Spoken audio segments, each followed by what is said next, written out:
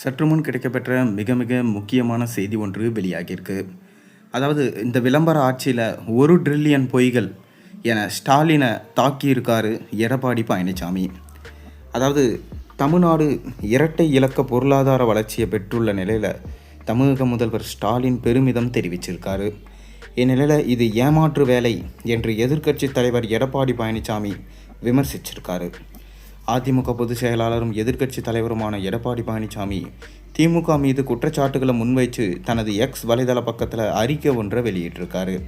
அதில் நிர்வாக திறனற்ற விடியா திமுக ஆட்சியில் உண்மையில் தமிழகம் பொருளாதார வளர்ச்சி அடைந்துள்ளதா, தமிழக மக்களின் வாழ்க்கை தரம் உயர்ந்துள்ளதா, ஸ்டாலினின் விளம்பர ஆட்சியில் 1 டிரில்லியன் பொய்கள் இருக்குது, ஃபோட்டோஷூட் நடத்தி பெயர் வைப்பதில் சாதனை புரிந்து வரும் விடியா திமுக அரசு இந்தியாவிலே அதிக வளர்ச்சி பெற்ற மாநிலம் தமிழ்நாடு என்று ஒரு புதிய புரளியை கிளப்பிவிட்டு விளம்பரம் தேடுகுது. மக்களை பற்றி கவலைப்படாமல், மக்களுக்கான அடிப்படை தேவைகளை பூர்த்தி செய்யாமல், மக்களுக்கு வளர்ச்சி திட்டங்கள் எதுவும் கொண்டு வராமல் வெற்று விளம்பரம் செய்யும் திறனற்ற அரசு என்று திமுகவை தொடர்ந்து விமர்சனம் செய்து வருகிறோம். இதனை நிரூபிக்கும் வகையில் விடியா அரசு மீண்டும் ஒரு பொய்யை சொல்லிட்டு வராங்க.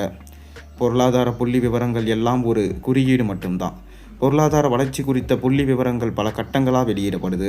முதல் முன்கூட்டிய மதிப்பீடு, இரண்டாம் முன்கூட்டிய மதிப்பீடு, தற்காலிக மதிப்பீடு, முதல் திருத்தப்பட்ட மதிப்பீடு, இரண்டாம் திருத்தப்பட்ட மதிப்பீடு, மூன்றாம் திருத்தப்பட்ட மதிப்பீடு என 6 கட்டங்களாக வெளியிடப்பட்டு அதன் பிறகே இறுதி மதிப்பீடு வெளியிடப்படும். இந்த புள்ளி விவரங்கள் ஒவ்வொரு காலகட்டத்திலும் மாறக்கூடியவை.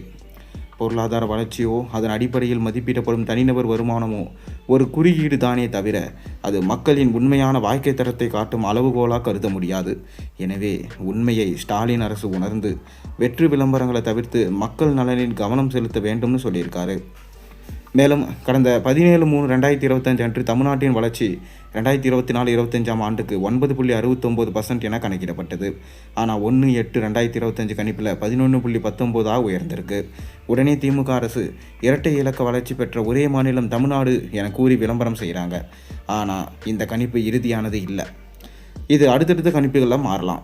2022-23 ஆண்டில் தமிழ்நாட்டின் வளர்ச்சி 8.13% இருந்தது. ஆனால் 1/8/2025 கணிப்பில் 6.17 குறைந்துடுச்சு. இதனால தான் 2022-23க்கான இறுதி மதிப்பீடு இந்த ஆண்டு வளர்ச்சி விகிதம் ஏற்கனவே செய்த மதிப்பீட்டை விட குறைந்து போனது பற்றி திமுக அரசு எதுவுமே பேசலை. திமுக அரசுக்கு சாதகமான புள்ளி விவரம் வந்தவுடனே 2030 தமிழ்நாடு $1 டிரில்லியன் பொருளாதாரத்தை எட்டிவிடும் என்று பொய்யா பெருமிதை பேசுகிறாங்க. திமுக அரசு பொய் பேசி மக்களை ஏமாற்றுவதையே வாடிக்கையாக கொண்டிருக்காங்க.